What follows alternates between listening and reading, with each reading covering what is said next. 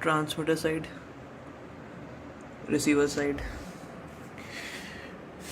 Transmitter, data LED, flag LED, receiver,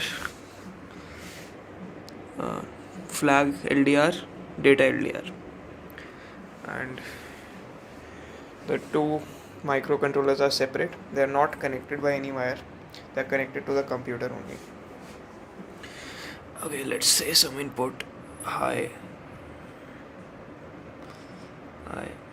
and enter.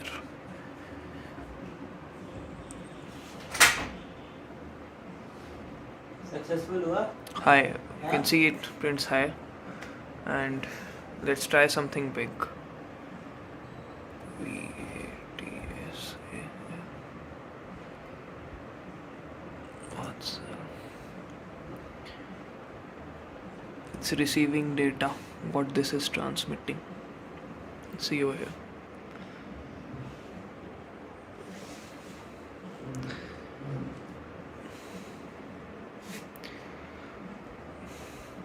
See, it's reached A, now it's reaching L.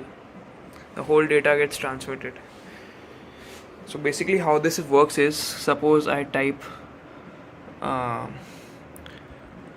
high, then it takes each character of that string and converts it into its corresponding ASCII character. For H, it's suppose ASCII character is something, let's say 72. I'm just assuming it might not be 72.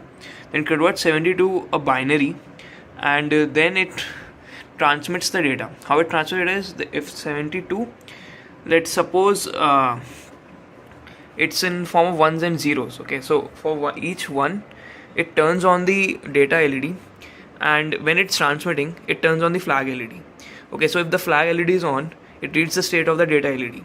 If it's 0, then the LED would be off, and the receiver would read 0, and if it's on, then the receiver would read 1, and by that